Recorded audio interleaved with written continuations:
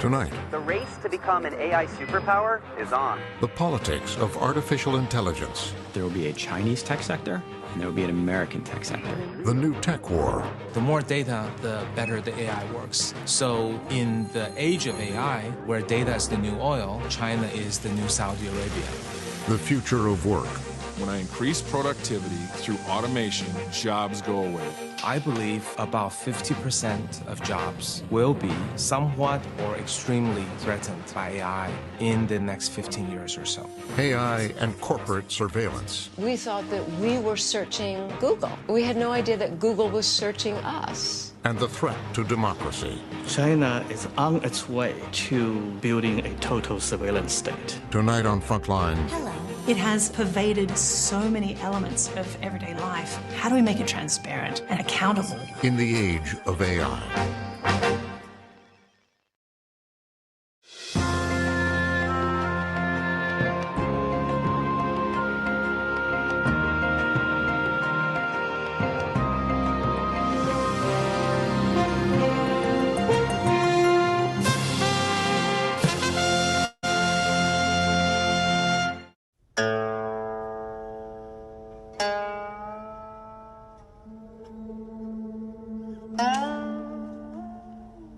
This is the world's most complex board game. There are more possible moves in the game of Go than there are atoms in the universe. Legend has it that in 2300 BCE, Emperor Yao devised it to teach his son discipline, concentration, and balance. And over 4,000 years later, this ancient Chinese game would signal the start of a new industrial age.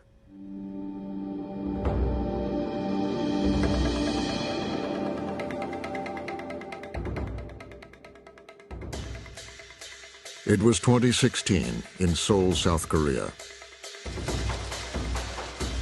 Can machines overtake human intelligence? A breakthrough moment when the world champion of the ancient board game Go takes on an AI program developed by Google. 여전히 자신감은 있는 상태고요. 아무래도 역시 아직은 인간의 직관력이나 이런 감각들을 컴퓨터인 인공지능이 따라오기에는 약간 무리가 있지 않나 이렇게 생각을 해서 제가 꼭 In countries where it's very popular, like China and Japan and South Korea, to them Go is not just a game, right? It's like how you learn strategy. It has an almost spiritual component. You know, if you talk to South Koreans, right, and Lee Sedol is the world's greatest Go player, is the national hero in South Korea, they were sure that Lee Sedol would beat AlphaGo hands down. Google's AlphaGo was a computer program that, starting with the rules of Go and a database of historical games, had been designed to teach itself. I was one of the commentators at the Lee Sedol games. And yes, it was watched by tens of millions of people. Throughout Southeast Asia, this was seen as a sports spectacle with national pride at stake. But much more was in play. This was the public unveiling of a form of artificial intelligence called deep learning that mimics the neural networks of the human brain. So what happens with machine learning and artificial intelligence, initially with AlphaGo, is that the machine is fed all kinds of Go games. And then it studies them, learns from them, and it figures out its own moves. And because it's an AI system, it's not just following instructions, it's figuring out its own instructions. It comes up with moves that humans hadn't thought of before. So it studies games that humans have played, it knows the rules, and then it comes up with creative moves. 와, 정말 생각지도 못해. That's a very surprising move. I thought it was a mistake. Game 2, Move 37. That move 37 was a move that humans could not fathom, but yet it ended up being brilliant and woke people up to say, Wow, after thousands of years of playing, we never thought about making a move like that. Oh, he resigned. It looks like Lee Sedol has just resigned, actually. In the end, the scientists watched their algorithms win 4 of the games. Lee Sedol took 1. What happened with Go, first and foremost, was a huge victory for DeepMind and for AI, right? It wasn't that the computers beat the humans. It was that, one type of intelligence beat another. Artificial intelligence had proven it could marshal a vast amount of data beyond anything any human could handle and use it to teach itself how to predict an outcome. The commercial implications were enormous. While AlphaGo is a toy game, but its success and its waking everyone up, I think, is going to be remembered as the pivotal moment where AI became mature and everybody jumped on the bandwagon. This is about the consequences of that defeat. How the AI algorithms are ushering in a new age of great potential and prosperity. But an age that will also deepen inequality, challenge democracy, and divide the world into 2 AI superpowers. Tonight, 5 stories about how artificial intelligence is changing our world.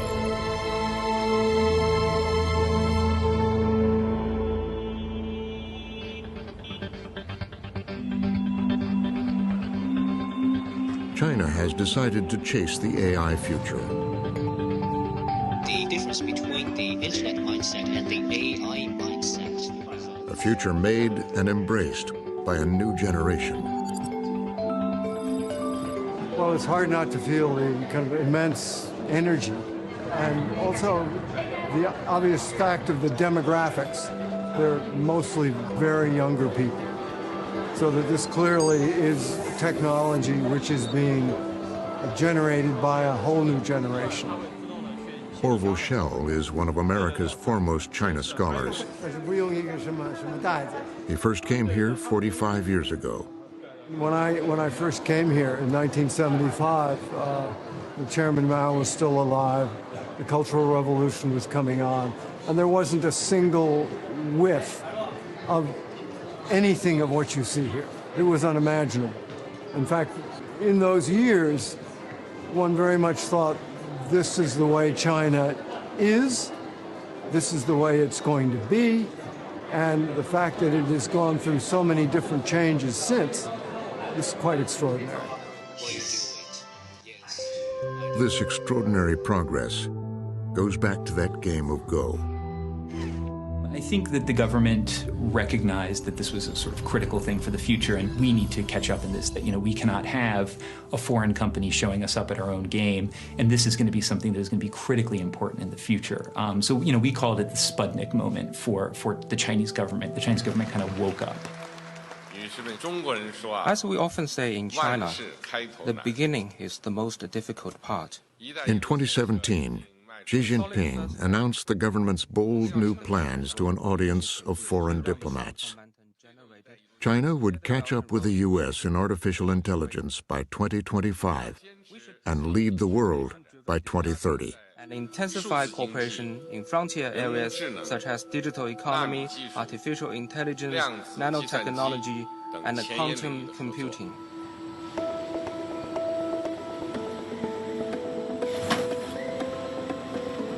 Today, China leads the world in e-commerce.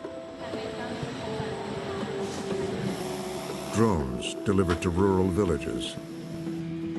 And a society that bypassed credit cards now shops in stores without cashiers, where the currency is facial recognition.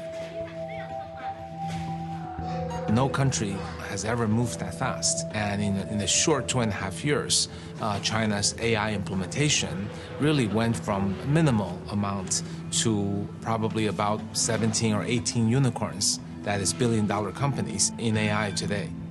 And that progress is hard to believe.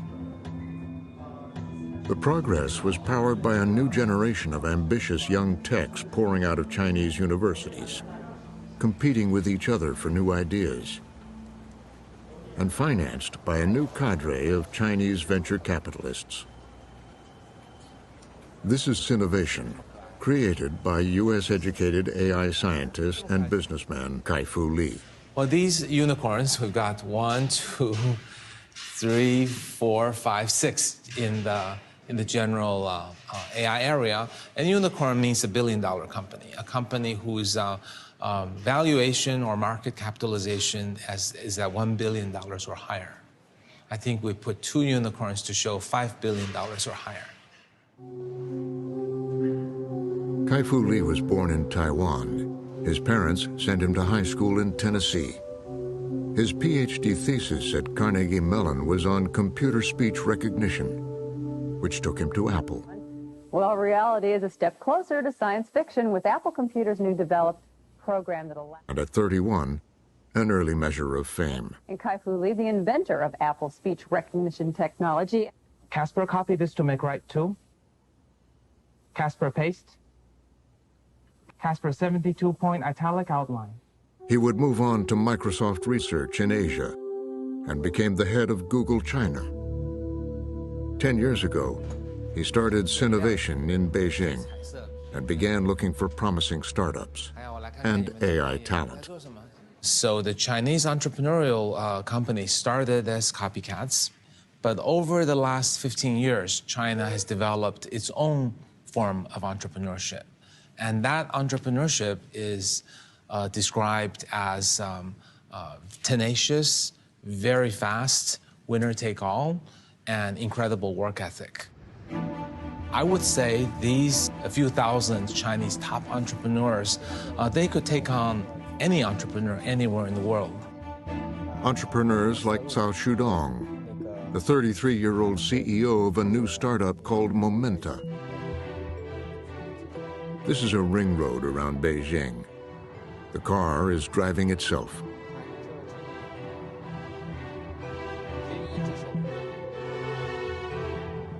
You see another cutting, Yeah.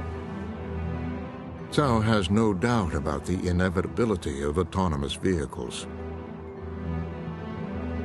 Just like AlphaGo can beat the human player in Go, I think the machine will definitely surpass the human driver in the end. Recently, there have been cautions about how soon autonomous vehicles will be deployed. But Cao and his team are confident they're in for the long haul.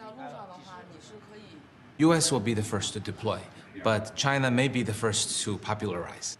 It's 50-50 right now. US is ahead in technology. China has a larger market, and the Chinese government is helping with infrastructure efforts. For example, building a new city the size of Chicago with autonomous driving enabled, and also a new highway that has sensors built in to help autonomous vehicle be safer.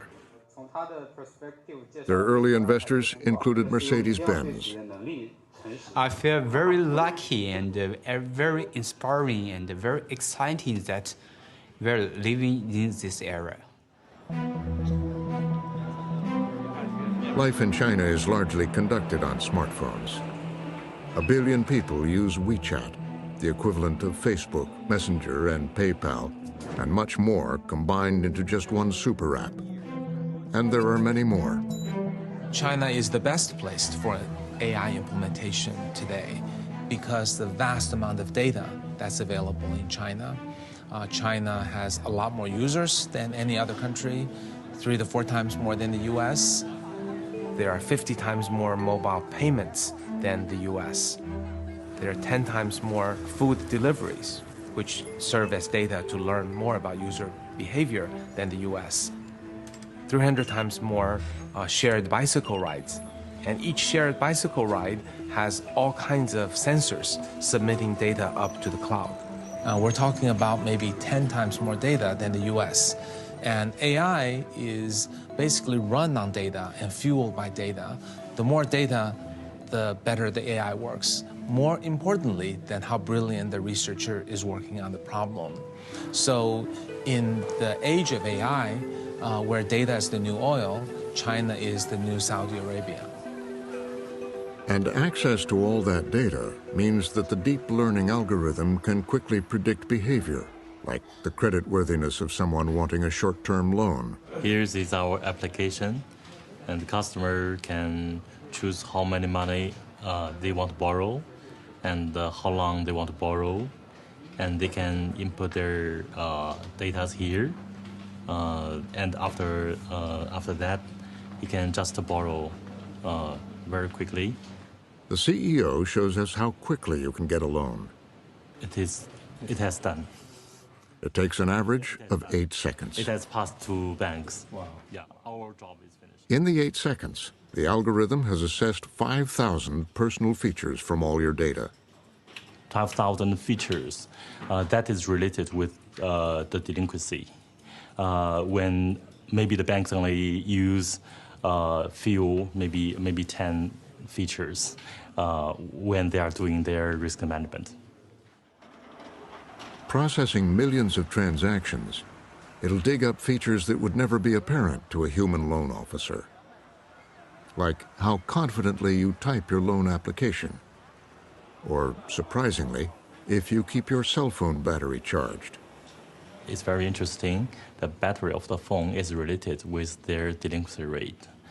Someone who has much more lower battery, they get much more dangerous than others. It's probably unfathomable to an American how a country can dramatically evolve itself from a copycat laggard to all of a sudden to nearly as good as the US in technology. Like this facial recognition startup he invested in. Megvii was started by 3 young graduates in 2011. It's now a world leader in using AI to identify people. It's pretty fast. For example, on the mobile device, we have timed the facial recognition speed. It's actually less than 100 milliseconds. So that's very, very fast. So 0.1 second that we'll be able to recognize you, even on a mobile device. The company claims the system is better than any human at identifying people in its database.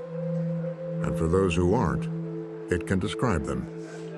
Like our director, what he's wearing, and a good guess at his age, missing it by only a few months. We are the first one to really take facial recognition to commercial quality. That's why in Beijing today you can pay for your KFC with a smile. You know, it's not so surprising. We've seen the Chinese companies catching up to the U.S. in technology for a long time. And so if particular effort and attention is paid in a specific sector, it's not so surprising that they would surpass the rest of the world. And facial recognition is one of the first places we've seen that start to happen. It's a technology prized by the government, like this program in Shenzhen to discourage jaywalking. Offenders are shamed in public, and with facial recognition, can be instantly fined.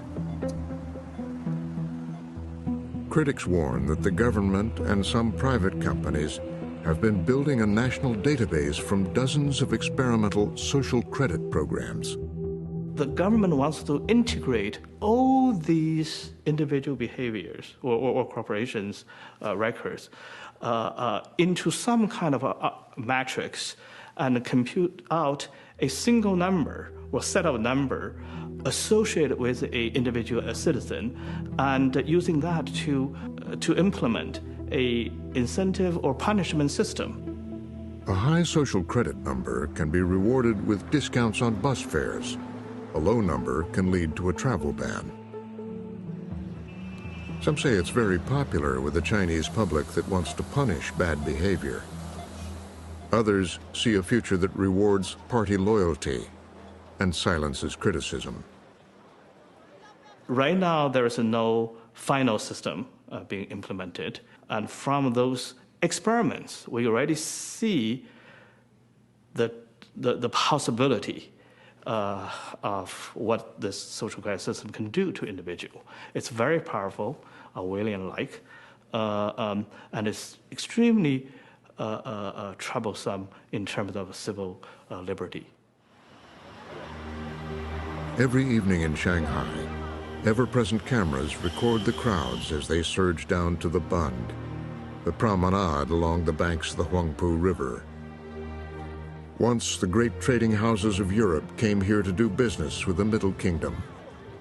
In the last century, they were all shut down by Mao's revolution. But now, in the age of AI, people come here to take in a spectacle that reflects China's remarkable progress and illuminates the great political paradox of capitalism taken root in the communist state. People have called it market Leninism, authoritarian capitalism. We are watching a kind of a Petri dish in which an experiment of, extraordinary importance to the world is being carried out. Whether you can combine these things and get something that's more powerful, that's coherent, that's durable in the world, whether you can bring together a one-party state with an innovative sector, both economically and technologically innovative, and that's something we thought could not coexist. As China reinvents itself, it has set its sights on leading the world in artificial intelligence by 2030. But that means taking on the world's most innovative AI culture.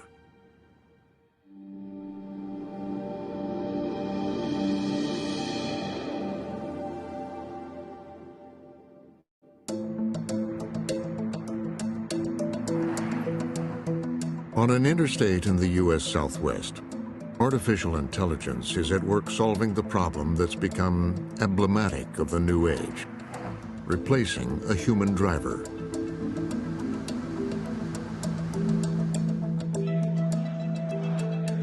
This is the company's CEO, 24-year-old Alex Rodriguez. The more things we build successfully, the less people ask questions about how old you are when you have working trucks. And this is what he's built. Commercial goods are being driven from California to Arizona on Interstate 10. There is a driver in the cab, but he's not driving. It's a path set by a CEO with an unusual CV. Are we ready, Henry? The aim is to score these pucks into the scoring area. So I did competitive robotics starting when I was 11, and I took it very, very seriously. To give you a sense, I won the Robotics World Championships for the first time when I was 13. Been to Worlds 7 times between the ages of 13 and 20-ish. I eventually founded a team, did a lot of work at a very high competitive level. Things are looking pretty good. This was a prototype of sorts, from which he has built his multi-million-dollar company. Hadn't built a robot in a while, wanted to get back to it, and felt that this was by far the most exciting piece of robotics technology that was up and coming. A lot of people told us we wouldn't be able to build it, but knew roughly the techniques that you would use. And I was pretty confident that if you put them together, you would get something that worked. Took the summer off, built in my parents' garage a golf cart that could drive itself. That golf cart got the attention of Silicon Valley and the first of several rounds of venture capital. He formed a team and then decided the business opportunity was in self-driving trucks. He says there's also a human benefit. If we can build a truck that's 10 times safer than a human driver, then not much else actually matters. When we talk to regulators especially, everyone agrees that the only way that we're going to get to 0 highway deaths, which is everyone's objective, is to use self-driving. And so I'm sure you've heard the statistic, more than 90% of all crashes have a human driver as the cause. And so if you want to solve traffic fatalities, which in my opinion are the single biggest tragedy that happens year after year in the United States, this is the only solution. It's an ambitious goal, but only possible because of the recent breakthroughs in deep learning. Artificial intelligence is one of those key pieces that has made it possible now to do driverless vehicles where it wasn't possible 10 years ago, particularly in the ability to see and understand scenes. A lot of people don't know this, but it's remarkably hard for computers until very, very recently to do even the most basic visual tasks, like seeing a picture of a person and knowing that it's a person. And we've made gigantic strides with artificial intelligence in being able to see and understanding tasks, and that's obviously fundamental to being able to understand the world around you with the sensors that you have available. That's now possible because of the algorithms written by Yoshua Bengio and a small group of scientists. There are many aspects of the world which we can't explain with words. And that part of our knowledge is actually probably the majority of it. So like the stuff we can communicate verbally is the tip of the iceberg. And so to get at the bottom of the iceberg, the solution was the computers have to acquire that knowledge by themselves from data, from examples, just like children learn, most not from their teachers, but from interacting with the world and playing around and trying things and seeing what works and what doesn't work. This is an early demonstration. In 2013, DeepMind scientists set a machine learning program on the Atari video game Breakout. The computer was only told the goal, to win the game. After 100 games, it learned to use the bat at the bottom to hit the ball and break the bricks at the top. After 300, it could do that better than a human player.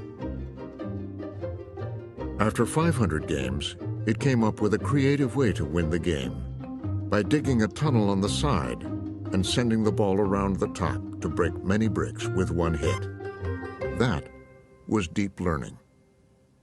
That's the AI program based on learning, really, that has been so successful in the last few years and has, it wasn't clear 10 years ago that it would work, but it has completely changed the map and is now used in almost every sector of society. Even the best and brightest among us, we just don't have enough compute power inside of our heads. Amy Webb is a professor at NYU and founder of the Future Today Institute. As AI progresses, the great promise is that these machines, alongside of us, are able to think and imagine and see things in ways that we never have before, which means that maybe we have some kind of new, weird, seemingly implausible solution to climate change. Maybe we have some radically different approach to dealing with incurable cancers. The real practical and wonderful promise is that machines help us be more creative. And using that creativity, we get to terrific solutions. Solutions that could come unexpectedly to urgent problems. It's going to change the face of breast cancer. Right now, 40,000 women in the U.S. alone die from breast cancer every single year. Dr. Connie Lehman is head of the Breast Imaging Center at Massachusetts General Hospital in Boston. We've become so complacent about it, we almost don't think it can really be changed. We somehow think we should put all of our energy into chemotherapies to save women with metastatic breast cancer, and yet, you know, when we find it early, we cure it, and we cure it without having the ravages to the body when we diagnose it late. This shows the progression of a small spot from 1 year to the next, and then to the diagnosis of the small cancer here. This is what happened when a woman who had been diagnosed with breast cancer started to ask questions about why it couldn't have been diagnosed earlier.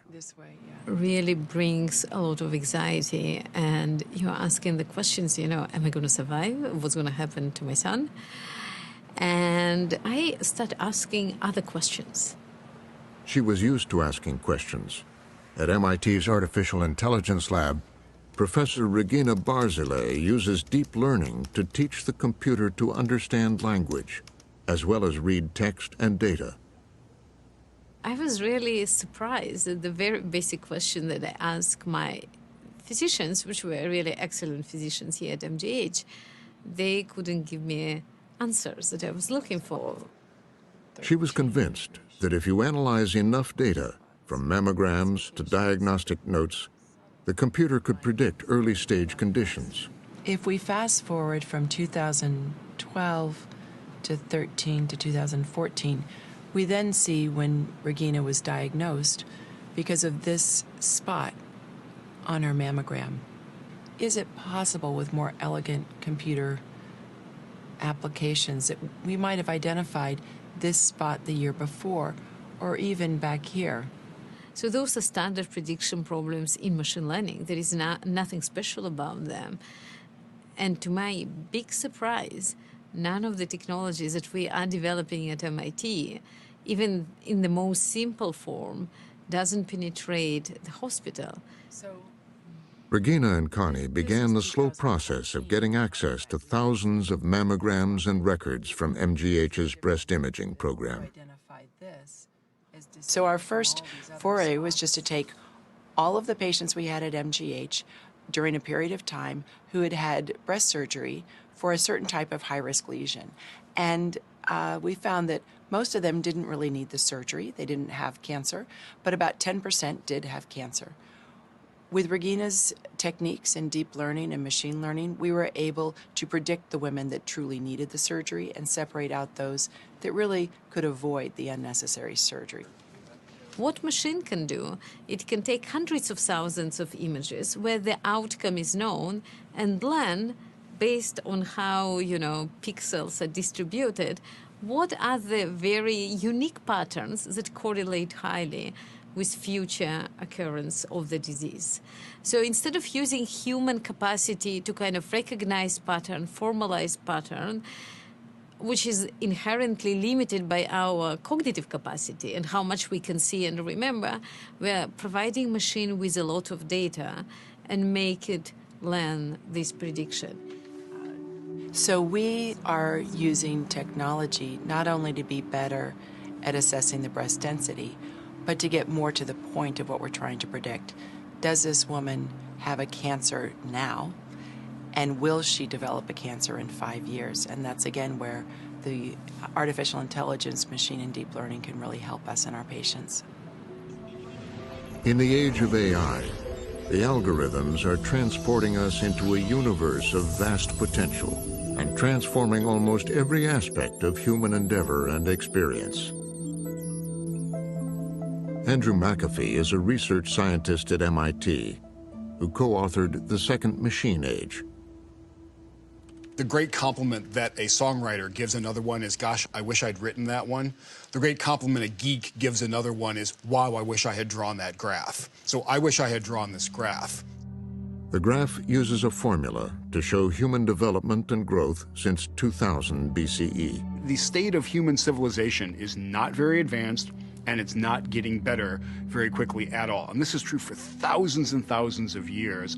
When we formed empires and empires got overturned, when we tried democracy, when we invented zero and mathematics and fundamental discoveries about the universe, big deal. The numbers don't change very much. What's weird is that the numbers change essentially in the blink of an eye at one point in time, and it goes from really horizontal, unchanging, uninteresting to holy Toledo, crazy vertical. And then the question is, what on earth happened to cause that change? And the answer is the Industrial Revolution. There were other things that happened, but really what fundamentally happened is we overcame the limitations of our muscle power. Something equally interesting is happening right now. We are overcoming the limitations of our minds. We're not getting rid of them, we're not making them unnecessary, but holy cow, can we leverage them and amplify them now? You have to be a huge pessimist not to find that profoundly good news. I really do think the world has entered a new era. Artificial intelligence holds so much promise, but it's going to reshape every aspect of the economy, so many aspects of our lives, because AI is a little bit like electricity. Everybody's going to use it. Every company is going to be incorporating AI, integrating it into what they do. Governments are going to be using it. Nonprofit organizations are going to be using it. It's going to create all kinds of benefits in ways large and small, and challenges for us as well. The challenges, the benefits. The autonomous truck represents both as it maneuvers into the marketplace. The engineers are confident that, in spite of questions about when this will happen, they can get it working safely sooner than most people realize. I think that you will see the first vehicles operating with no one inside them moving freight in the next few years. And then you're going to see that expanding to more freight, more geographies, more weather over time as that capability builds up. We're talking like less than half a decade. He already has a Fortune 500 company as a client, shipping appliances across the Southwest. He says the sales pitch is straightforward. They spend hundreds of millions of dollars a year shipping parts around the country. We can bring that cost in half, and they're really excited to be able to start working with us, both because of the potential savings from deploying self-driving, and also because of all the operational efficiencies that they see. The biggest one being able to operate 24 hours a day. So right now, human drivers are limited to 11 hours by federal law, and a driverless truck obviously wouldn't have that limitation.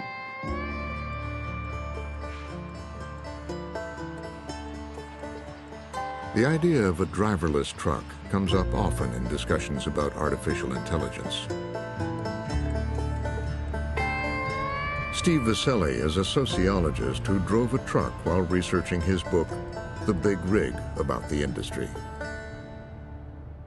This is one of the most remarkable stories in U.S. labor history, I think, is, the decline of unionized trucking. The industry was deregulated in 1980, and at that time, truck drivers were earning the equivalent of over $100,000 in today's dollars. And today, the typical truck driver will earn a little over $40,000 a year. And I think it's an important part of the automation story, right? Why are they so afraid of automation? Because we've had 4 decades of rising inequality in wages, and if anybody is going to take it on the chin from automation in the trucking industry, the first in line is going to be the driver, without a doubt. For his research, Viscelli tracked down truckers and their families like Sean and Hope Cumby of Beaverton, Michigan. Hey, Hope. I'm Steve Viscelli. Hi, Steve. Nice to meet you. Great to meet you, too. Thanks. And their son, Charlie. This is Daddy, me, Daddy, and Mommy. But Daddy's not here. Sean Cumby's truck has broken down in Tennessee. Hope, who drove a truck herself, knows the business well. We made $150,000, right, in a year. That sounds great, right? That's like good money. We paid $100,000 in fuel. Okay, so right there, now I made $50,000. But I didn't really, because, you get an oil change every month, so it's $300 a month. You still have to do all the maintenance. We had a motor blowout, right? $13,000. Right? I know. I mean, I choke up a little just thinking about it, because it was $13,000, and we were off work for 2 weeks. So by the end of the year, with that $150,000, by the end of the year, we'd made about $22,000. In a truck stop in Tennessee, Sean has been sidelined waiting for a new part. The garage owner is letting him stay in the truck to save money. Hi, baby. Hey, how's it going? It's going. Chunky butt. Hi, Chunky butt. What are you doing? Believe it or not, I do it because I love it. I mean, it's in the blood. 3rd generation driver. And my granddaddy told me a long time ago, when I was probably 11, 12 years old, probably. He said, the world meets nobody halfway. Nobody. He said, if you want it, you have to earn it. And that's what I do every day. I live by that creed, and I've lived by that since it was told to me. So if you're down for a week in a truck, you still have to pay your bills. I have enough money in my checking account at all times to pay a month's worth of bills. It does not include my food. That doesn't include field trips for my son's school. My son and I just went to our yearly doctor appointment. I took money out of my son's piggy bank to pay for it because it's not scheduled in. It's not something that you can, afford. I mean, like when sorry. It's okay.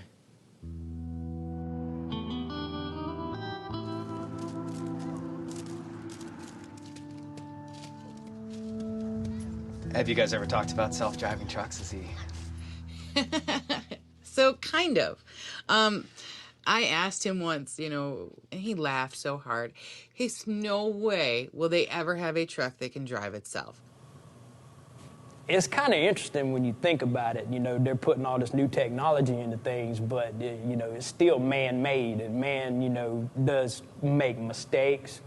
I really don't see it being a problem with the industry because, one, you still got to have a driver in it because I don't see it doing city. I don't see it doing, main things. I don't see it backing into a dock.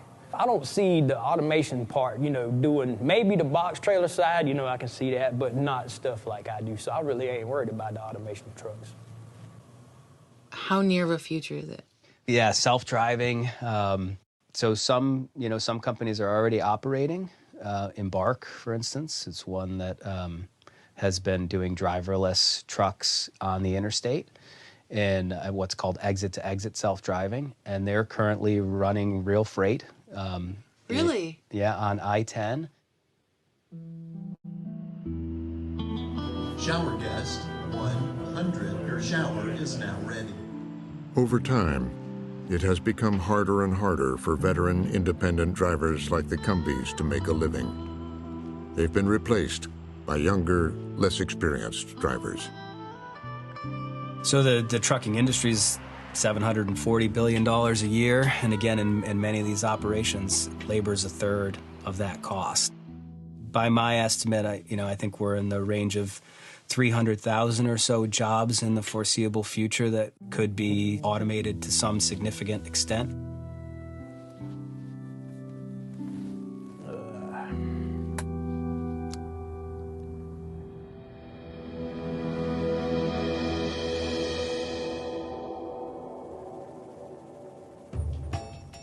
The AI future was built with great optimism out here in the West. In 2018, many of the people who invented it gathered in San Francisco to celebrate the 25th anniversary of the industry magazine. Howdy, welcome to Wired 25. It is a celebration for sure, but there's also a growing sense of caution and even skepticism. We're having a really good weekend here. Nick Thompson is editor-in-chief of Wired. When it started, it was very much a magazine about what's coming and why you should be excited about it. Optimism was the defining feature of Wired for many, many years. Or as our slogan used to be, change is good. And over time, it's shifted a little bit. And now it's more, we love technology, but let's look at some of the big issues and let's look at some of them critically. And let's look at the way algorithms are changing the way we behave for good and for ill. So the whole nature of Wired has gone from a champion of technological change to more of a observer of technological change. So before we start, There are 25 speakers, all named as icons of the last 25 years of technological progress. why is Apple so secretive? Joni Ive, who designed Apple's iPhone. It would be bizarre not to be. There's this question of what are we doing here in this life, in this reality? Jaron Lanier, who pioneered virtual reality. Cutting edge of the next. And Jeff Bezos, the founder of Amazon. Amazon was a garage startup. Now it's a very large company. Two kids in a dorm. His message is, all will be well in the new world. I guess, first of all, I remain incredibly optimistic about technology. And technologies always are two-sided, but that's not new. That's always been the case. And we will figure it out. The last thing you would ever want to do is stop the progress of new technologies, even when they are dual use. But, says Thompson, beneath the surface, there's a worry most of them don't like to talk about. There are some people in Silicon Valley who believe that you just have to trust the technology. Throughout history, there's been a complicated relationship between humans and machines. We've always worried about machines, and it's always been fine. And we don't know how AI will change the labor force, but it will be okay. So that argument exists. But there's another argument, which is what I think most of them believe deep down, which is this is different. We're going to have labor force disruption like we've never seen before. And if that happens, will they blame us? There is, however, one of the Wired 25 icons willing to take on the issue. On stage, Kai-Fu Lee dispenses with one common fear. Well, I think there's so many myths out there. I think one myth is that because AI is so good at a single task, that one day we'll wake up and we'll all be enslaved or forced to plug our brains to the AI. But it is nowhere close to displacing humans. But in interviews around the event and beyond, he takes a decidedly contrarian position on AI and job loss. The AI giants want to paint a rosier picture because they're happily making money. So I think they prefer not to talk about the negative side. I believe about 50% of jobs will be somewhat or extremely threatened by AI in the next 15 years or so. Kai-Fu Lee also makes a great deal of money from AI. What separates him from most of his colleagues is that he's frank about its downside. Yes, we've made about 40 investments in AI.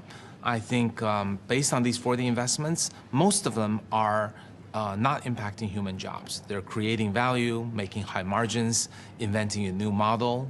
But I could list 7 or 8 that would lead to a very clear displacement of human jobs.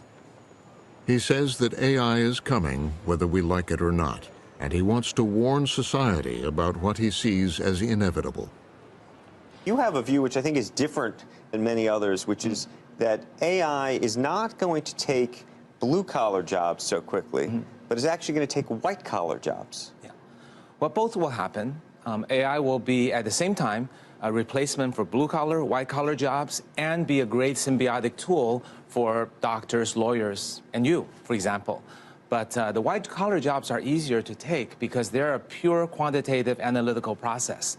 Let's say reporters, traders, telemarketing, telesales, customer service. Analysts? Analysts, yes. These can all be replaced just by a software. To do blue collar, some of the work requires, hand-eye coordination, things that machines are not yet good enough to do. Today, there are many people who are ringing the alarm. Oh my God, what are we going to do? Half the jobs are going away. I believe that's true. But here's the missing fact.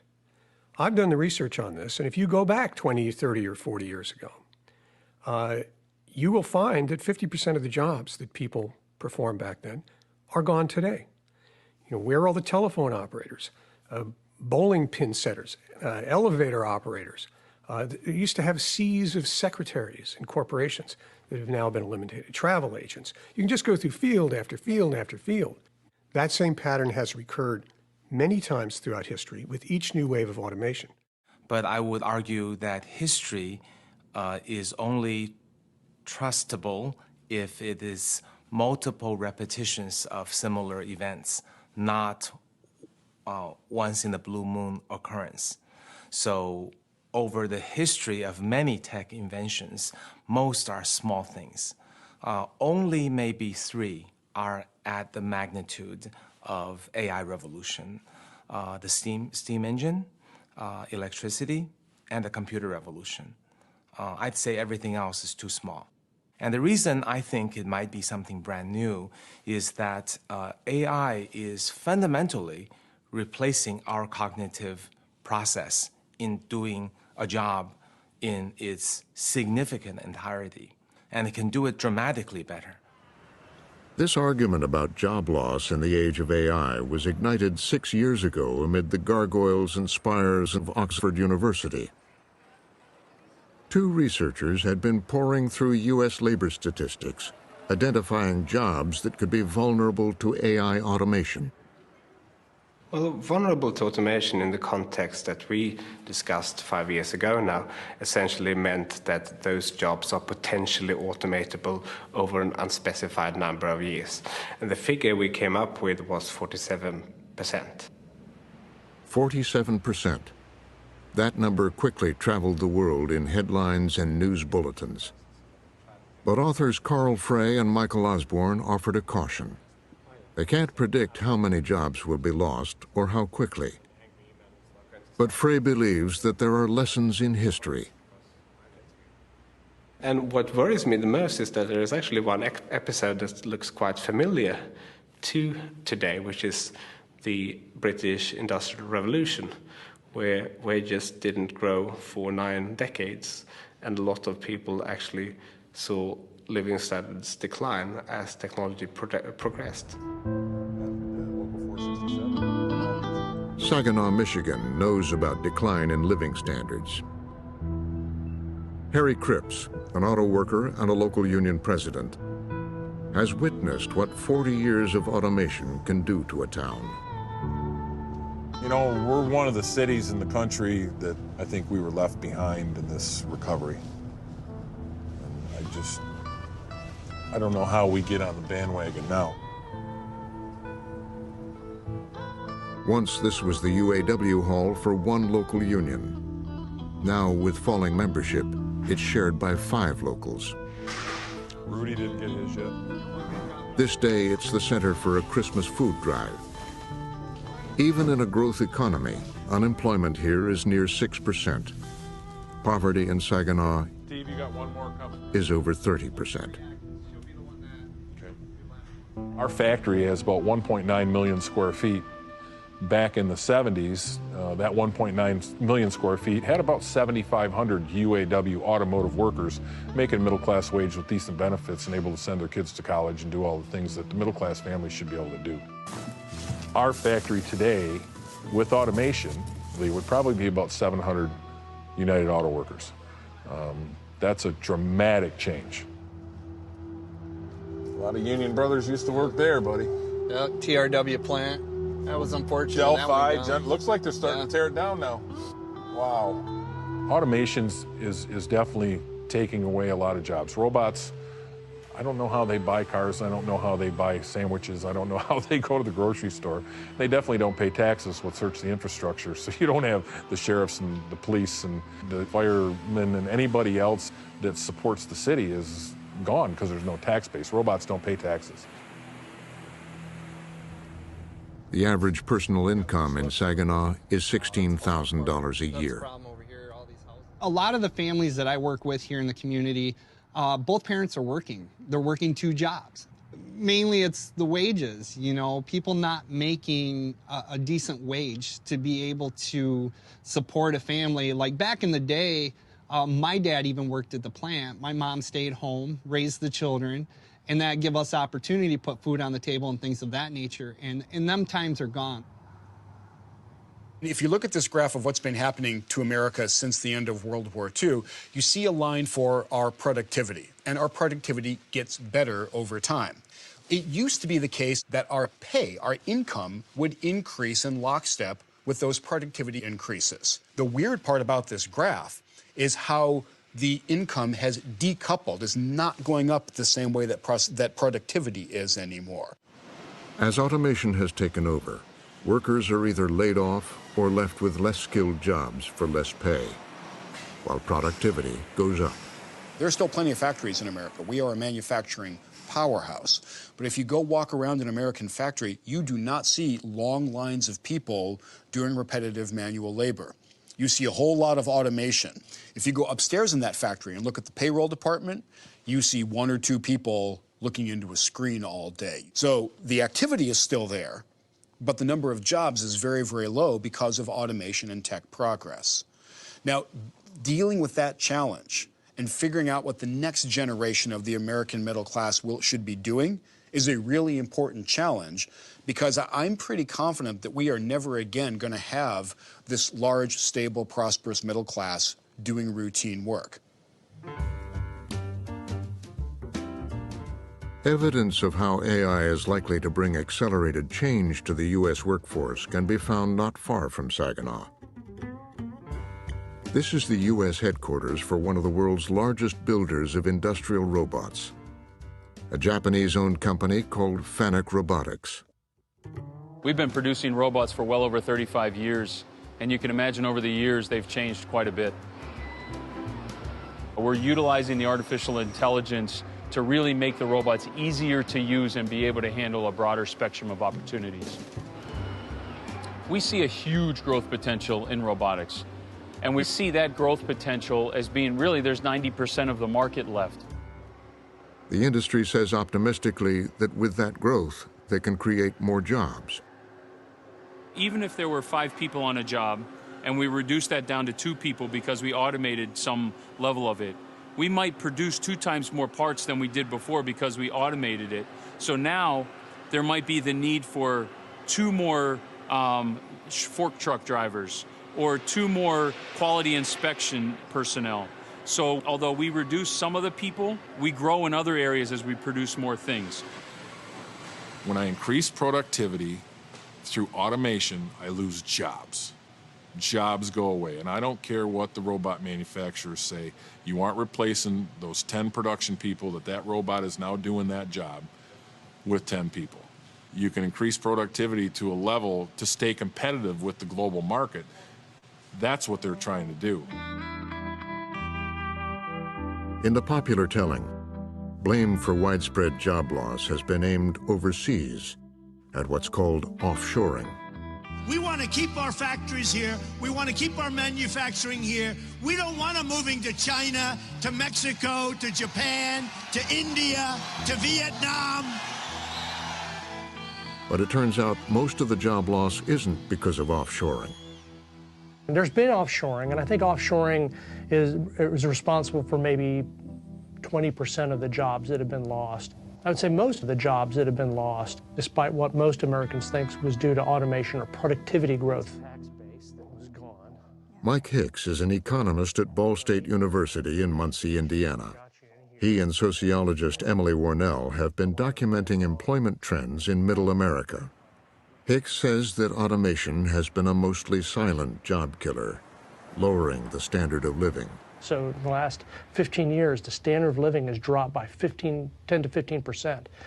So that's unusual in a developed world. A 1-year decline is a recession. A 15-year decline gives an entirely different sense about the prospects of a community. And so that is common from the Canadian border to the Gulf of Mexico and the middle swath of the United States.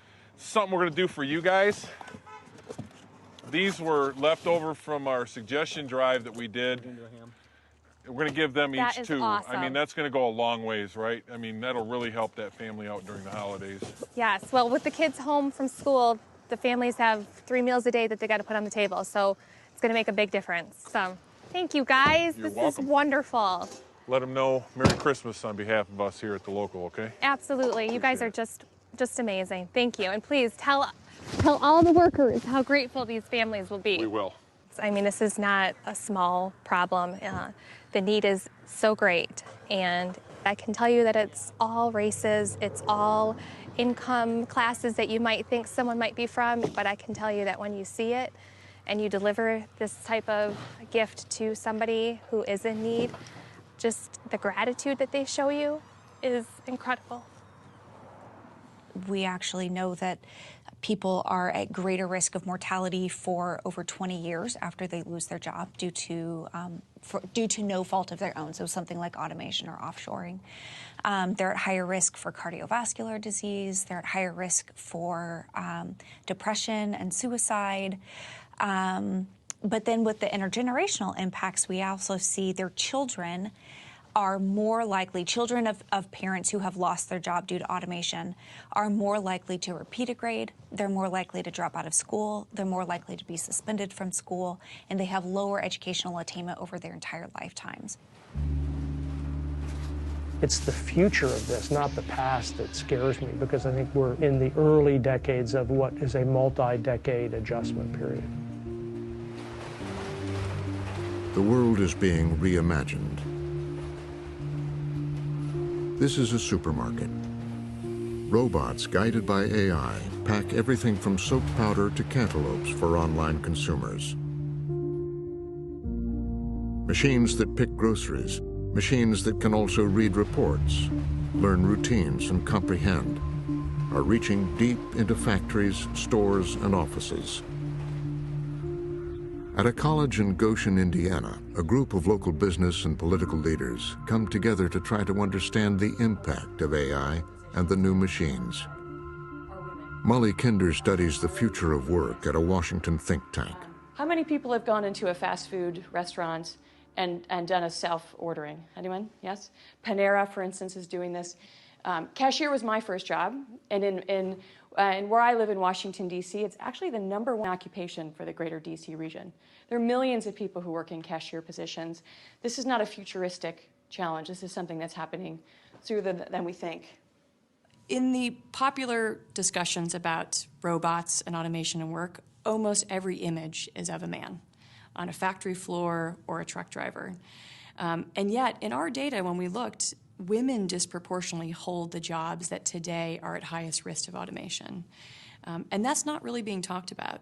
And that's in part because women are overrepresented in some of these marginalized occupations, like a cashier or a fast food worker, and also in large numbers in clerical jobs in offices, HR departments, payroll, finance. A lot of that is more routine processing information, processing paper, transferring data.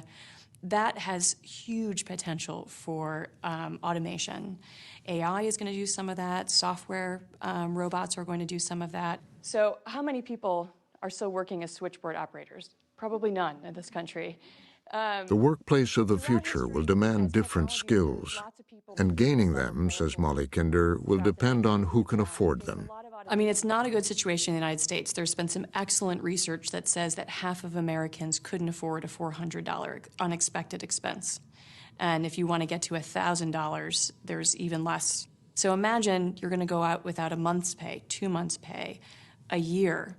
Imagine you want to put savings toward a course to redevelop your career. People can't afford to take time off of work. They don't have a cushion. So this lack of economic stability married with the disruptions in people's careers is a really toxic mix. The new machines will penetrate every sector of the economy, from insurance companies to human resource departments, from law firms to the trading floors of Wall Street. Wall Street's going through it, but every industry is going through it. Every company is looking at all of the disruptive technologies. Could be robotics or drones or blockchain, and whatever it is, every company is using everything that's developed, everything that's disruptive, and thinking about how do I apply that to my business to make myself more efficient. And what efficiency means is mostly how do I do this with fewer workers. And I do think that when we look at some of the studies about opportunity in this country and the inequality of opportunity, the likelihood that you won't be able to advance from where your parents were, I think that's very serious and gets to the heart of the way we like to think of America as the land of opportunity. Inequality has been rising in America. It used to be the top 1% of earners, here in red, owned a relatively small portion of the country's wealth. Middle and lower earners, in blue, had the largest share. Then, 15 years ago, the lines crossed, and inequality has been increasing ever since. There's many factors that are driving inequality today, and unfortunately, artificial intelligence, without being thoughtful about it, is a driver for increased inequality. Because it's a form of automation, and automation is the substitution of capital for labor. And when you do that, the people with the capital win. So Karl Marx was right. It's a struggle between capital and labor. And with artificial intelligence, we're putting our finger on the scale on the side of capital and how we wish to distribute the benefits, the economic benefits that will create is going to be a major moral consideration for society over the next several decades. This is really an outgrowth of the increasing gaps of haves and have-nots. The wealthy getting wealthier, the poor getting poorer. It may not be specifically related to AI, but but AI will exacerbate that, and that I think will tear the society apart, because the rich will have just too much, and those who are have-nots will have perhaps very little way of digging themselves out of the hole. And with AI making its impact, it'll be worse, I think.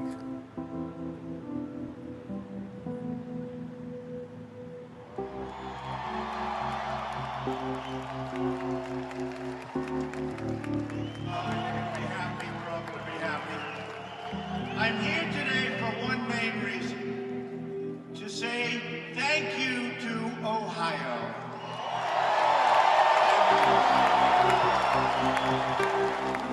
I think the Trump vote was a protest. I mean, that for whatever reason, whatever the hot button was that, you know, that really hit home with these Americans that voted for him, it was a protest vote. And they didn't like the direction things were going.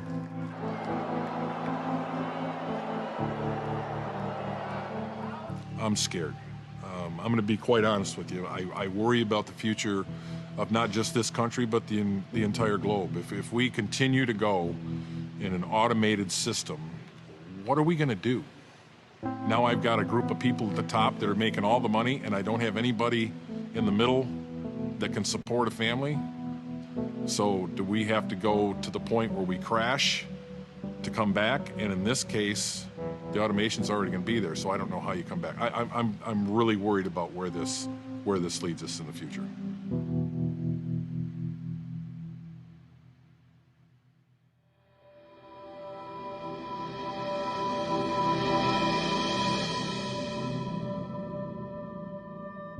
The future is largely being shaped by a few hugely successful tech companies. They're constantly buying up successful smaller companies and recruiting talent. Between the US and China, they employ a great majority of the leading AI researchers and scientists. In the course of amassing such power, they've also become among the richest companies in the world. AI really is the ultimate tool of wealth creation. Think about the massive data that Facebook has on user preferences and how it can very smartly target an ad that you might buy something and get a much bigger cut that a smaller company couldn't do. Same with Google, same with Amazon. So AI is a set of tools that helps you maximize an objective function. And that objective function initially will simply be make more money. And it is how these companies make that money and how their algorithms reach deeper and deeper into our work, our daily lives, and our democracy that makes many people increasingly uncomfortable. Pedro Domingos wrote the book, The Master Algorithm. Everywhere you go, you generate a cloud of data. You're trailing data. Everything that you do is producing data. And then there are computers looking at that data that are learning, and these computers are essentially trying to serve you better. They're trying to personalize things to you. They're trying to adapt the world to you. So on the one hand, this is great because the world will get adapted to you without you even having to explicitly adapt it. There's also a danger because the entities and the companies that are in control of those algorithms don't necessarily have the same goals as you. And this is where I think people need to be aware of what's going on so they can have more control over it. You know, we came into this new world thinking that we were users of social media. It didn't occur to us that social media was actually using us. We thought that we were searching Google. We had no idea that Google was searching us. Shoshana Zuboff is a Harvard Business School professor emerita. In 1988, she wrote a definitive book called In the Age of the Smart Machine. For the last 7 years, she has worked on a new book, making the case that we have now entered a new phase of the economy, which she calls surveillance capitalism. So famously, industrial capitalism claimed nature. innocent rivers and meadows and forests and so forth, for the market dynamic to be reborn as real estate, as land that could be sold and purchased. Industrial capitalism claimed work for the market dynamic to be reborn as labor that could be sold and purchased. Now here comes surveillance capitalism, following this pattern, but with a dark and startling twist. What surveillance capitalism claims is private human experience. Private human experience is claimed as a free source of raw material, fabricated into predictions of human behavior. And it turns out that there are a lot of businesses that really want to know what we will do now, soon, and later.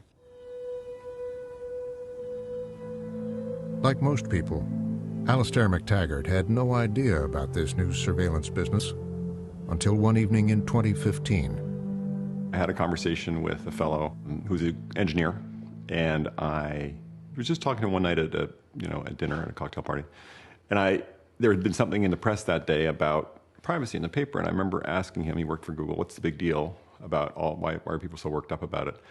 And I thought it was going to be one of those conversations like with, if you ever ask an airline pilot, should I be worried about flying? And they say, oh, the most dangerous part is coming to the airport, in the car.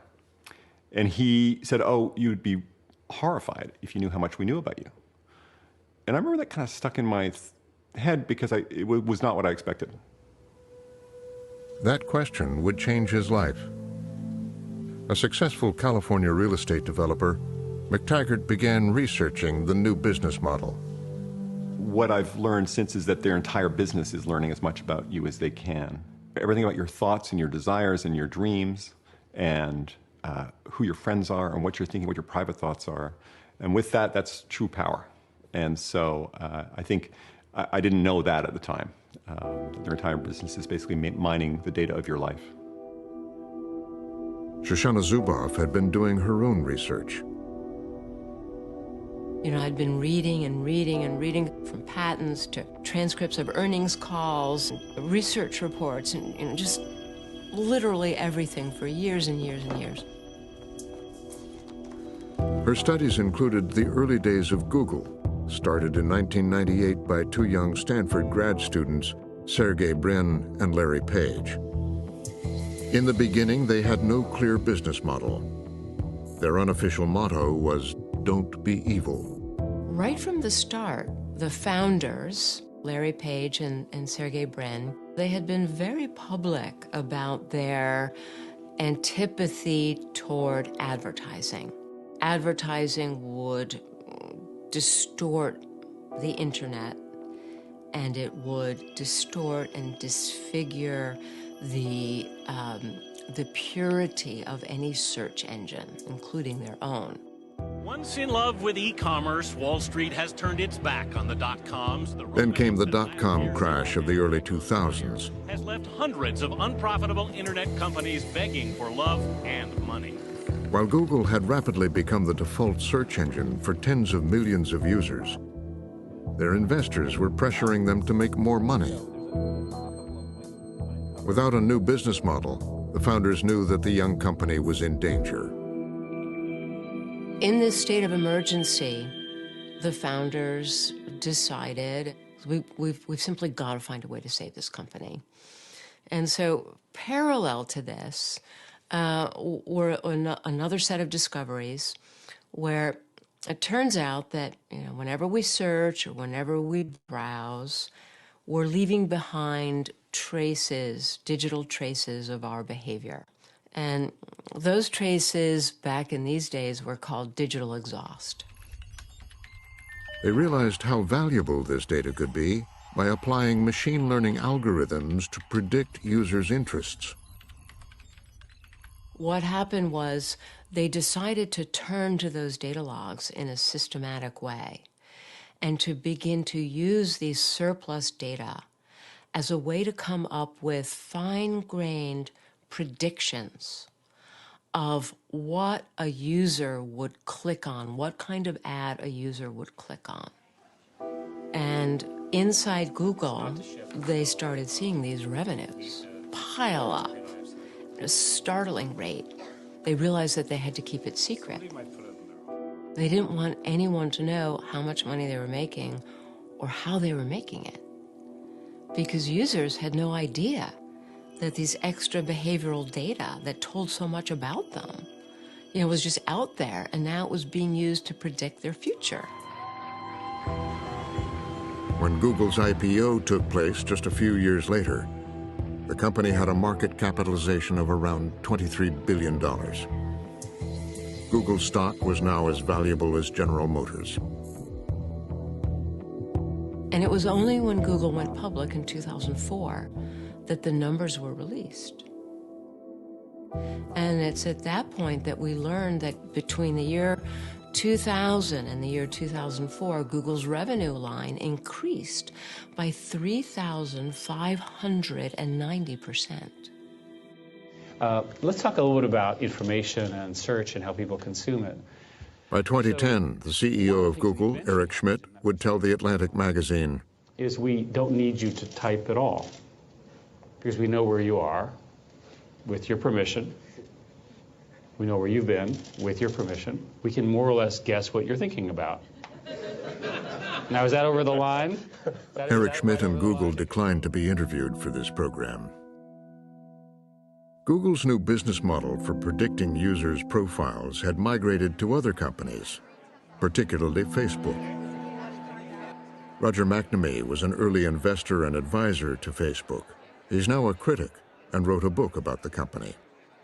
He says he's concerned about how widely companies like Facebook and Google have been casting the net for data. And then they realized, wait a minute, there's all this data in the economy we don't have.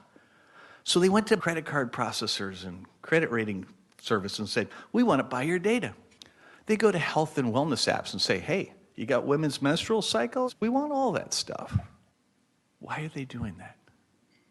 They're doing that because behavioral prediction is about taking uncertainty out of life. Advertising and marketing are all about uncertainty. You never really know who's going to buy your product. Until now. We have to recognize that we gave technology a place in our lives that it had not earned. That essentially, because technology always made things better in the 50s, 60s, 70s, 80s, and 90s, we developed a sense of inevitability that will always make things better. We developed a trust, and the industry earned goodwill that Facebook and Google have cashed in. The model is simply this: provide a free service, like Facebook, and in exchange you collect the data of the millions who use it. And every sliver of information is valuable. It's not just what you post, it's that you post. It's not just that you make plans to see your friends later. It's whether you say, I'll see you later, or I'll see you at 6:45. It's not just that you talk about the things that you have to do today. It's whether you simply rattle them on in a rambling paragraph or list them as bullet points. All of these tiny signals are the behavioral surplus that turns out to have immense predictive value. In 2010, Facebook experimented with AI's predictive powers in what they called a social contagion experiment. They wanted to see if, through online messaging, they could influence real-world behavior. The aim was to get more people to the polls in the 2010 midterm elections. Cleveland, I need you to keep on fighting. I need you to keep on believing. They offered 61 million users an I voted button, together with faces of friends who had voted. A subset of users received just the button. In the end, they claimed to have nudged 340,000 people to vote. They would conduct other massive contagion experiments. Among them, one showing that by adjusting their feeds, they could make users happy or sad. when they went to write up these findings, they boasted about two things. One was, oh my goodness, now we know that we can use cues in the online environment to change real-world behavior. That's big news. The second thing that they understood and they celebrated was that we can do this in a way that bypasses the user's awareness. Private corporations have built a corporate surveillance state without our awareness or permission. And the systems necessary to make it work are getting a lot better, specifically with what are known as Internet of Things, smart appliances, powered by the Alexa voice recognition system or the Google Home system. Okay, Google, play the morning playlist. Okay, playing morning playlist. Okay, Google, play music in all rooms. And those will put the surveillance in places we've never had it before. Living rooms, kitchens, bedrooms. And I find all of that terrifying. Okay, Google, I'm listening. The companies say they are not using the data to target ads, but helping AI improve the user experience. Alexa, turn on the fan. Okay. Meanwhile, they are researching and applying for patents to expand their reach into homes and lives. Alexa, take a video. The more and more that you use spoken interfaces, so smart speakers, they're being trained not just to recognize who you are, but they're starting to take baselines and comparing changes over time. So does your cadence increase or decrease? Are you sneezing while you're talking? Is your voice a little wobbly?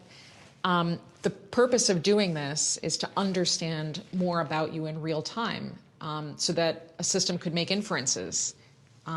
Perhaps like, do you have a cold? Are you in a manic phase? Are you feeling depressed?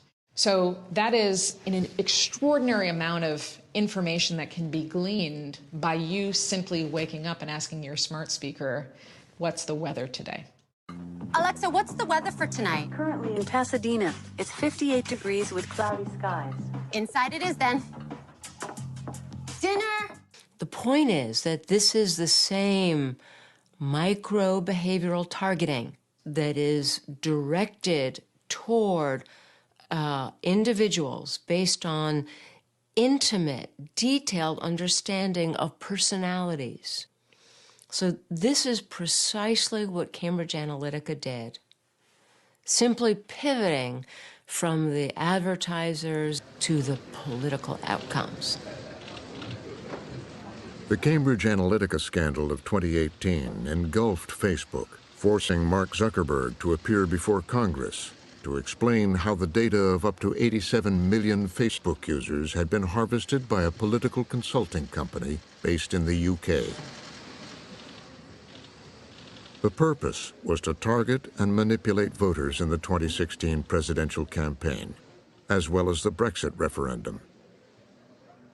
Cambridge Analytica had been largely funded by conservative hedge fund billionaire Robert Mercer. And now we know that any billionaire with enough money who can buy the data, buy the machine intelligence capabilities, buy the skilled data scientists, they too can commandeer the public and infect and infiltrate and upend our democracy with the same methodologies that surveillance capitalism uses every single day. We didn't take a broad enough view of our responsibility, and that was a big mistake. And it was my mistake, and I'm sorry.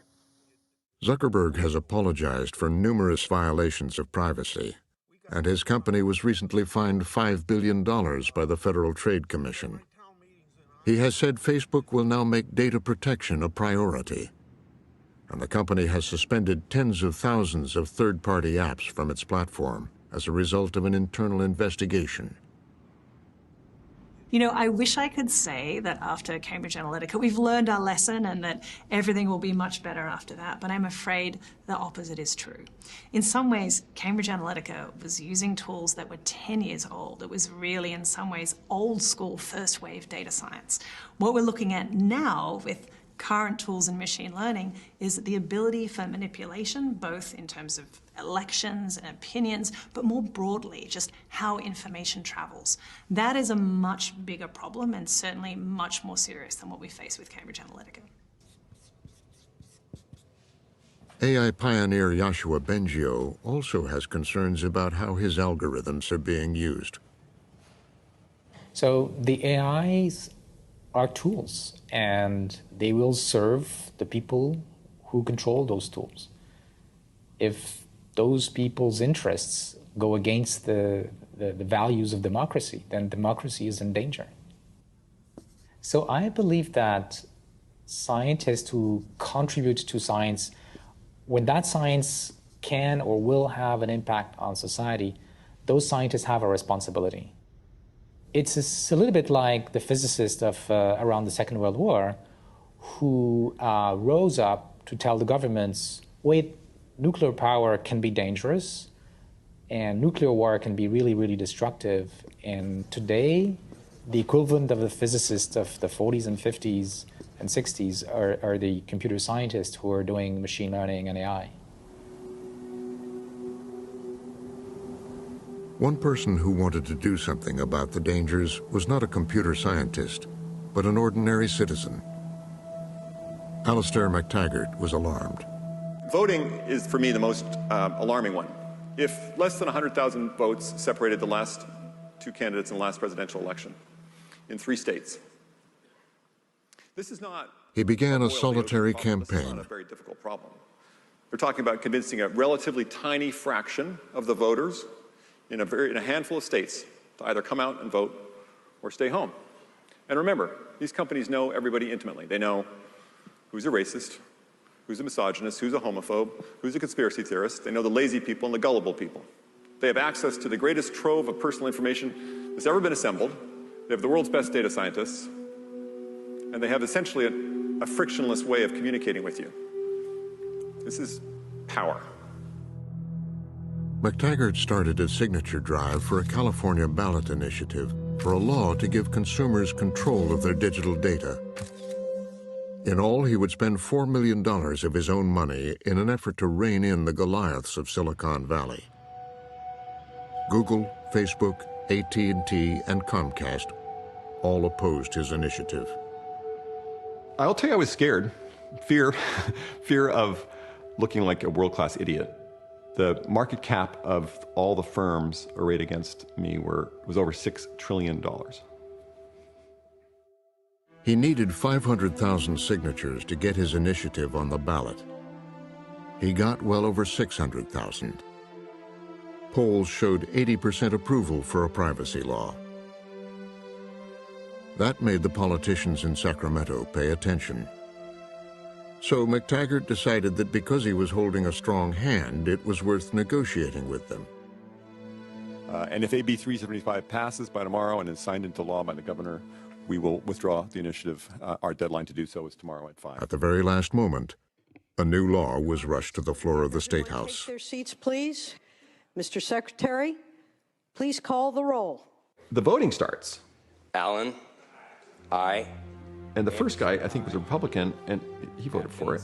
And everybody had said the Republicans won't vote for it because it has this private right of action where consumers can sue. And the guy in the Senate, he calls the name. Aye Roth, aye Skinner, aye Stern, aye Stone. You can see down below, and everyone went green, and then it passed unanimously. Ayes 36, no 0. The measure passes. Immediate transmittal to the Assembly. So I was blown away. It was a day I will never forget.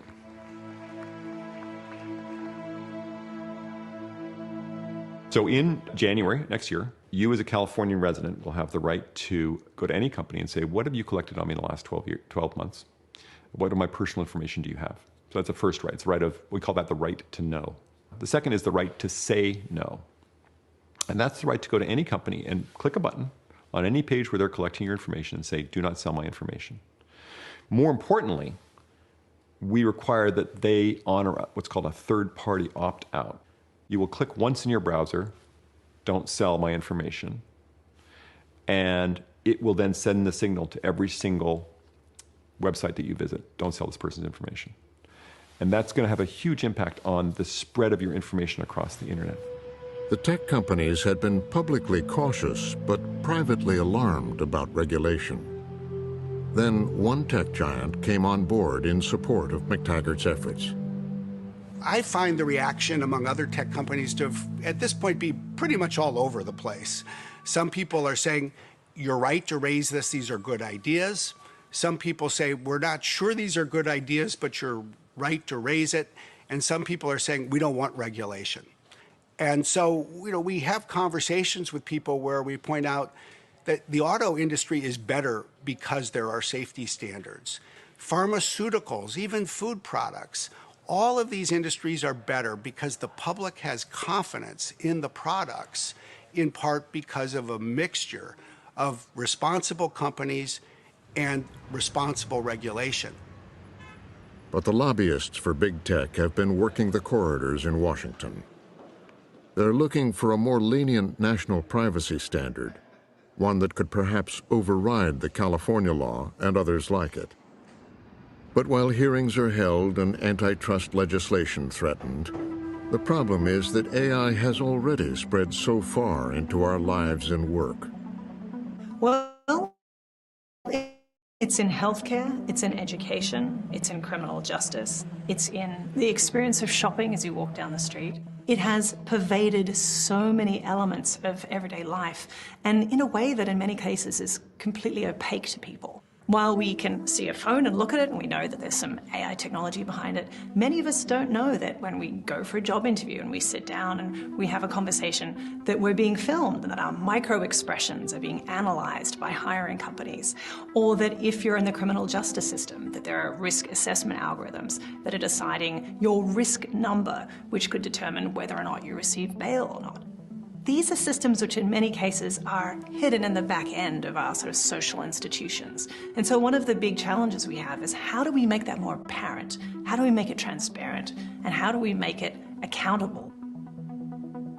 For a very long time, we have felt like, as humans, as Americans, we have full agency in determining our own futures. What we read, what we see, we're in charge. What Cambridge Analytica taught us, and what Facebook continues to teach us, is that we don't have agency. We're not in charge. This is machines that are automating some of our skills, but have made decisions about who we are. And they're using that information to tell others the story of us.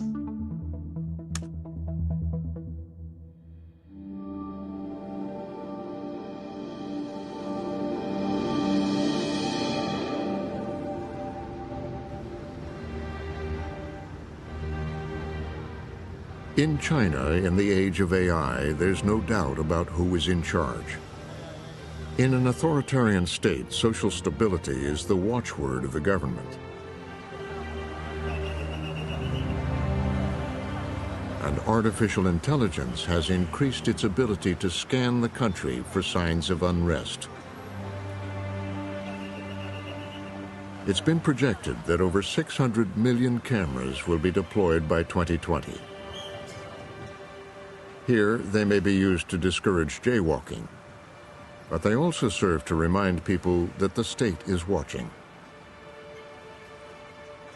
And now there is a project called Sharp Eyes, which is putting camera on every major street and corner of every village in China, meaning everywhere.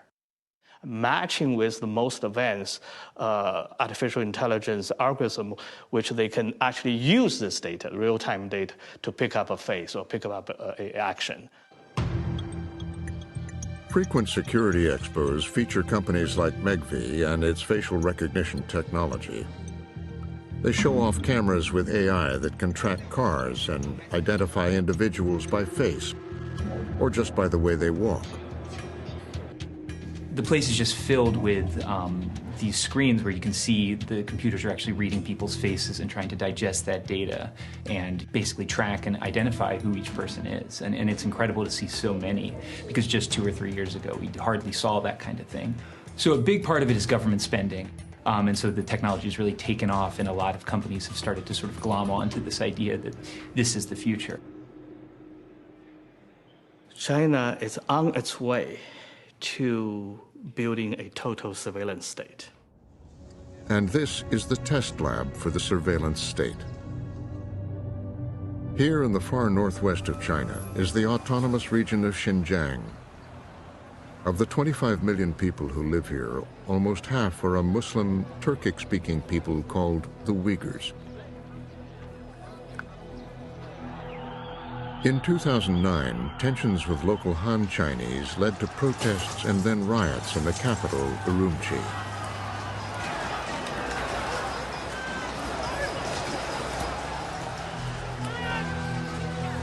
As the conflict has grown, the authorities have brought in more police and deployed extensive surveillance technology. That data feeds an AI system that the government claims can predict individuals prone to terrorism and detect those in need of re-education in scores of recently built camps. It is a campaign that has alarmed human rights groups. Chinese authorities are, without any legal basis, arbitrarily detaining up to 1 million Turkic Muslims simply on the basis of their identity. But even outside the facilities in which these people are being held, most of the population there is being subjected to extraordinary levels of high-tech surveillance, such that almost no aspect of life anymore takes place outside the state's line of sight. And so the kinds of behavior that's now being monitored, which language you speak at home, whether you're talking to your relatives in other countries, how often you pray, that information is now being hoovered up and used to decide whether people should be subjected to political re-education in these camps. There have been reports of torture and deaths in the camps. And for Uyghurs on the outside, Xinjiang has already been described as an open-air prison. Trying to have a normal life as Uyghur is impossible both inside and outside of China. Just imagine, while you're on your way to work, police subject you to scan your ID, forcing you to lift your chin, while machines take your photo and you wait until you find out if you can go. Imagine police take your phone and run data scan and force you to install compulsory software, allowing your calls and messages to be monitored. Imagine at the Nuri Turkel, a lawyer and a prominent Uyghur activist, addresses a demonstration in Washington, D.C. Many among the Uyghur diaspora have lost all contact with their families back home. Turkel warns that this dystopian deployment of new technology is a demonstration project for authoritarian regimes around the world. They have barcodes on somebody's home doors to identify what kind of citizen that he is. What we're talking about is a collective punishment of an ethnic group. Not only that, the Chinese government has been promoting its methods, its technology, it is to other countries, namely Pakistan, Venezuela, Sudan, and others, to utilize to squelch political resentment or prevent a political upheaval in their various societies. China has a grand scheme to spread its technology and influence around the world.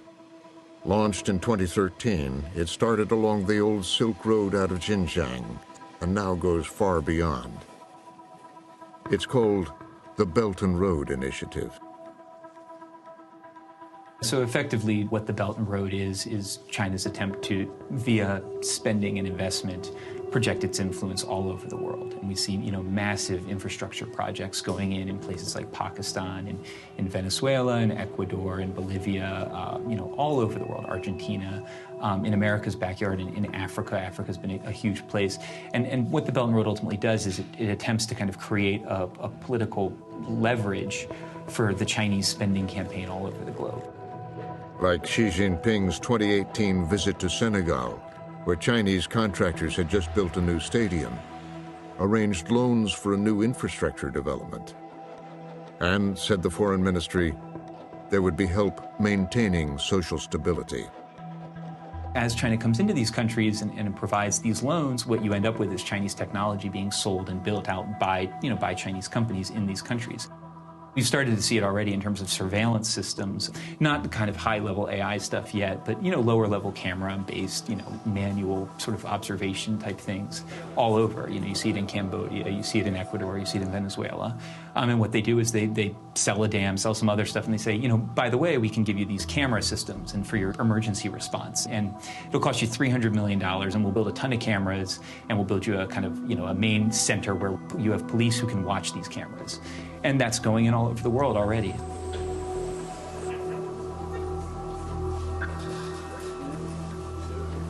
There are 58 countries that are starting to plug in to China's vision of artificial intelligence, which means effectively that China is in the process of raising a bamboo curtain, one that does not need to, one that is sort of all-encompassing, that has shared resources, shared telecommunications systems, shared infrastructure, shared digital systems, even shared mobile phone technologies. That is quickly going up all around the world to the exclusion of us in the West. Well, one of the things I worry about the most is that the world is going to split in two, and that there will be a Chinese tech sector and there will be an American tech sector. And countries will effectively get to choose which one they want. Be kind of like the Cold War, where you decide, oh, are we going to align with the Soviet Union? Are we going to align with the United States? And the third world gets to choose this or that. And that's not a world that's good for anybody. The markets in Asia and the U.S. falling sharply on news that a top Chinese executive has been arrested in Canada. Her name is Sabrina Meng. She's the CFO of the Chinese telecom Huawei. News of the dramatic arrest of an important Huawei executive was ostensibly about the company doing business with Iran. But it seemed to be more about American distrust of the company's technology. From its headquarters in southern China, designed to look like fanciful European capitals, Huawei is the second biggest seller of smartphones and the world leader in building 5G networks, the high-speed backbone for the age of AI. Huawei's CEO, a former officer in the People's Liberation Army, was defiant about the American actions. There's no way the US can crush us. The world needs Huawei because we are more advanced. If the lights go out in the West, the East will still shine. And if the North goes dark, then there is still the South. America doesn't represent the world. The U.S. government fears that as Huawei supplies countries around the world with 5G, the Chinese government could have backdoor access to their equipment. Recently, the CEO promised complete transparency into the company's software, but U.S. authorities are not convinced. Nothing in China exists free and clear of the party state. Those companies can only exist and prosper at the sufferance of the party. And it's made very explicit that when the party needs them, they either have to respond or they will be dethroned. So this is the challenge with a company like Huawei. So Huawei, Ren Zhengfei, the head of Huawei, he can say, well, we're just a private company and we don't take orders from the Communist Party. Well, maybe they haven't yet. But what the Pentagon sees, the National Intelligence Council sees, and what the FBI sees is, well, maybe not yet. But when the call comes, everybody knows what the company's response will be. The U.S. Commerce Department has recently blacklisted 8 companies for doing business with government agencies in Xinjiang. claiming they are aiding in the repression of the Muslim minority. Among the companies is Megvii. They have strongly objected to the blacklist, saying that it's a misunderstanding of our company and our technology.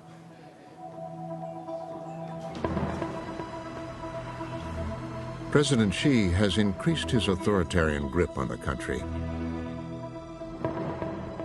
In 2018, he had the Chinese constitution changed so that he could be president for life. If you had asked me 20 years ago what will happen to China, I would have said, well, over time, the Great Firewall will break down. Of course, people will get access to social media, they'll get access to Google. Eventually, it will become a much more democratic place with free expression and lots of Western values. And the last time I checked, that has not happened. In fact, technology has become a tool of control. And as China has gone through this amazing period of growth and wealth and openness in certain ways, there has not been the democratic transformation that I thought. And it may turn out that, in fact, technology is a better tool for authoritarian governments than it is for democratic governments. To dominate the world in AI, President Xi is depending on Chinese tech to lead the way. While companies like Baidu, Alibaba, and Tencent are growing more powerful and competitive, they're also beginning to have difficulty accessing American technology and are racing to develop their own. With a continuing trade war and growing distrust, the long-time argument for engagement between the two countries has been losing ground. I've seen more and more of my colleagues move from a position when they thought, well, if we just keep engaging China, the lines between the two countries will slowly converge, whether it's in economics, technology, politics. And the transformation where they now think they're diverging. So in other words, the whole idea of engagement is coming under question. And that casts an entirely different light on technology. Because if you're diverging and you're heading into a world of antagonism, conflict possibly, then suddenly technology is something that you don't want to share. You want to sequester to protect your own national interests. And I think the tipping point moment we are at now, which is what is casting the whole question of things like artificial intelligence and technological innovation into a completely different framework, is that if in fact China and the US are in some way fundamentally antagonistic to each other, then we're in a completely different world. In the age of AI, a new reality is emerging. That with so much accumulated investment and intellectual power, the world is already dominated by just 2 AI superpowers. That's the premise of a new book written by Kai-Fu Lee. Hi, I'm Kai-Fu. Dr. Lee. Hi. So nice to meet you. Chili, nice to meet you. Yes. Look at all these dog ears. I love that. Like that? But I don't like you didn't buy the book. You borrowed it. I couldn't find it. Oh really? Yeah. And you're coming to my talk? Of course. Oh, hi. I did my homework, I'm telling you. Oh my goodness, thank you. Laurie, can you get this gentleman a book? In his book and in life, the computer scientist come venture capitalist walks a careful path. Criticism of the Chinese government is avoided, while capitalist success is celebrated. Electrical engineering. Sure, send me a resume. Okay, thanks. Now, with the rise of the 2 superpowers, he wants to warn the world of what's coming. Are you the new leaders? If we're not the new leaders, we're pretty close. Thank you very much. Thanks. Never, he writes, has the potential for human flourishing been higher, or the stakes of failure greater. So if one has to say who's ahead, I would say today, China is quickly catching up. China actually began its big push in AI only 2.5 years ago, when the AlphaGo Lee Sedol match became the Sputnik moment. He says he believes that the two AI superpowers should lead the way and work together to make AI a force for good. If we do, we may have a chance of getting it right. If we do a very good job in the next 20 years, AI will be viewed as an age of enlightenment. Our children and their children will see AI as serendipity, that AI is here to liberate us from having to do routine jobs and push us to do what we love and push us to think what it means to be human. But what if humans mishandle this new power? Kai-Fu Lee understands the stakes. After all, he invested early in Megvii, which is now on the U.S. blacklist. He says he's reduced his stake and doesn't speak for the company. Asked about the government using AI for social control, he chose his words carefully. AI is a technology that can be used for good and for evil. So how do governments limit themselves in, on the one hand, using this AI technology and the database to maintain a safe environment for its citizens, but not encroach on individuals' rights and privacies? That, I think, is also a tricky issue, I think, for every country. I think every country will be tempted to use AI probably beyond the limits to which that you and I would like the government to use.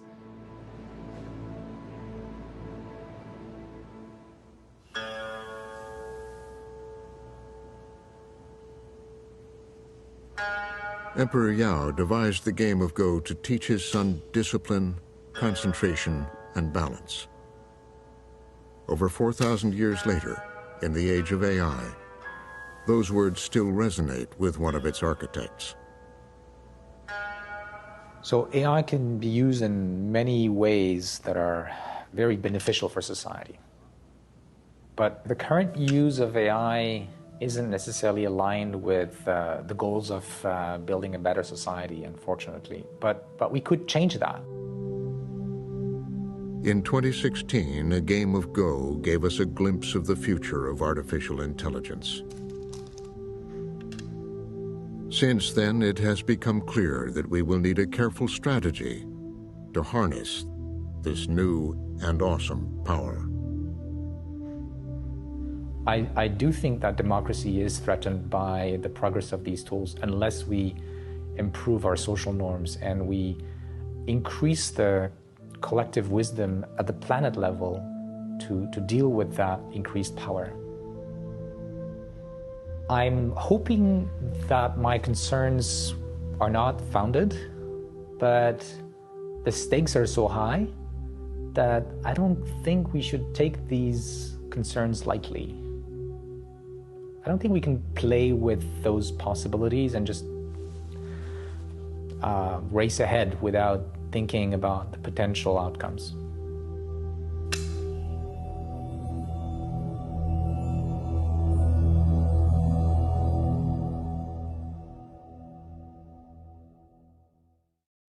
Go to pbs.org/frontline for more of the impact of AI on jobs. I believe about 50% of jobs will be somewhat or extremely threatened by AI in the next 15 years or so. And a look at the potential for racial bias in this technology. We've had issues with bias, with discrimination, with poor system design. Connect to the Frontline community on Facebook and Twitter and watch anytime on the PBS video app or pbs.org/frontline.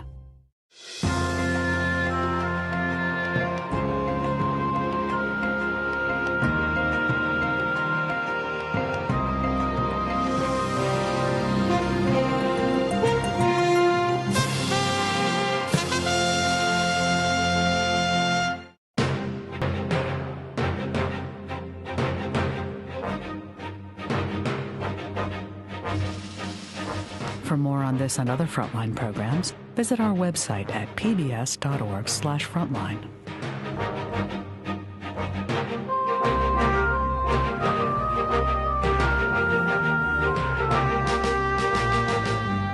To order capture Frontlines in the Age of AI on DVD, visit Shop PBS or call 1-800-PLAY-PBS. This program is also available on Amazon Prime Video.